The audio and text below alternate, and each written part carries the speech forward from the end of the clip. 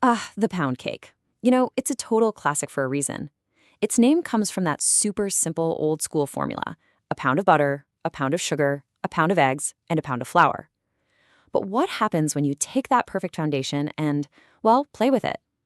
Today, we're diving into Martha Stewart's kitchen to explore three incredible and very different takes on this one amazing cake. So that's the real question, isn't it? You've got one fundamental recipe, but how many different personalities can it have? We're about to find out which one really speaks to you. Are you a purist? Do you go for rich and decadent? Or are you maybe a little more adventurous? Let's find out. So here's the plan. We're going to break down three totally distinct pound cakes right from Martha's playbook. First up is the quintessential American classic. Then we'll get into a much richer cream cheese version, and we'll finish things off with a semolina hybrid that honestly kind of breaks all the rules. Okay, let's start with the one that sets the standard, the American classic. You have to think of this as our baseline. It's the recipe that really defines what a pound cake is supposed to be, and it's the perfect starting point for our little adventure. And again, that name, it all comes from that beautifully simple ingredient list. A pound of each of the big four. It's all about balance and letting those simple, pure flavors shine through. That's how you get that signature dense yet super tender crumb that we all know and love. Now, the method here is just as classic as the ingredients. Martha's a real stickler for sifting the dry ingredients not once, but twice, which guarantees a super smooth batter. Then, you do the classic creaming of the butter and sugar. After that, you add 8 eggs, but, and this is key, you add them one at a time. That's how you build a really stable emulsion, which is just a fancy way of saying you're getting the fat and water to become best friends in the bowl. Finally, you alternate adding your flour mix and the milk, but you gotta be careful not to overmix. And here's a cool little way to remember the proportions for this particular recipe. Just think the rule of 4. It's 4 cups of sifted cake flour and 4 teaspoons of fresh baking powder. It's just a simple ratio that gives this cake the perfect structure and just the right amount of lift.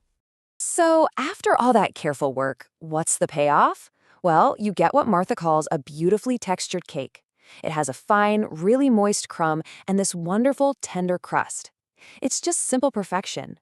Honestly, it doesn't need much more than maybe a little dusting of sugar. All right, on to cake number 2. This is where we introduce a single game-changing ingredient. Get ready for the cream cheese pound cake. This one is all about turning up the richness and creating a totally different kind of texture. And what's so brilliant is how simple the change is. The only major difference from our classic recipe is adding 1 8-ounce package of cream cheese. You just cream it right in there with the butter and sugar. It's one small addition that has a massive impact. So what exactly does that one change do? Well, Martha herself says the cream cheese gives you a crust that's unlike any other cake. It's thicker, a little chewier, and as she puts it, it is really good. She even calls the cake delectable. And a few more details really bring this one to life. First, it's a family favorite. It's actually her daughter Alexis's go-to cake. You'll also notice the batter itself is visibly wetter and richer looking. And here's a huge practical tip. Because of all that extra fat and moisture from the cheese, it actually bakes way faster than the classic. You're looking at only about 45 to 50 minutes. Okay, brace yourselves, because we're about to take a hard left turn. Our third cake isn't just a simple variation. It's a whole new animal. Martha calls this one a hybrid, a totally unique creation that borrows its technique from a completely different style of baking. This is where things get really interesting. Martha actually describes this cake as a cross between a pound cake and a sponge cake. So to get that incredibly light, spongy texture, we're basically throwing out the traditional creaming method and using a technique that's all about creating air and lift.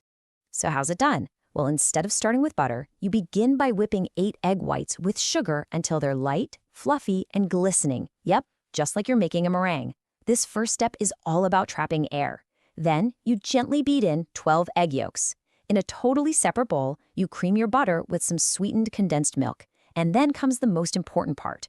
You have to carefully fold the two mixtures together. You want to keep all that beautiful volume you just worked so hard to create.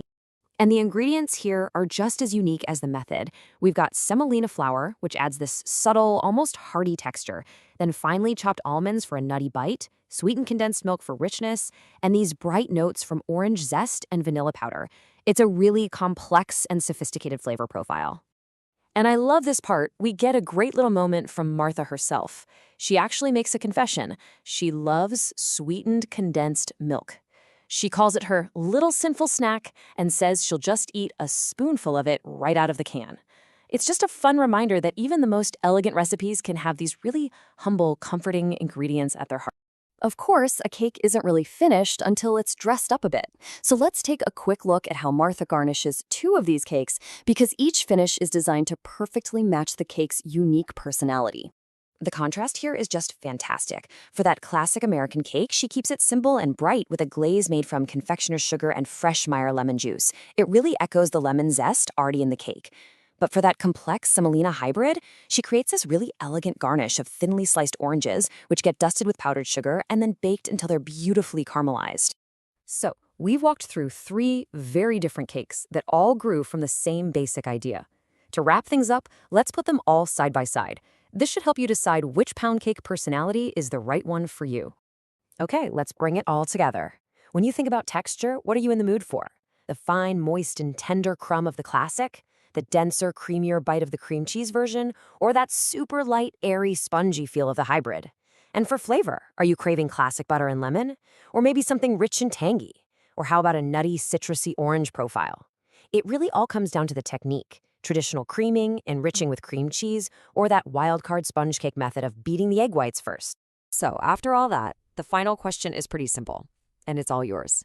Are you going to reach for the comforting classic, the decadent cream cheese, or the adventurous, airy hybrid?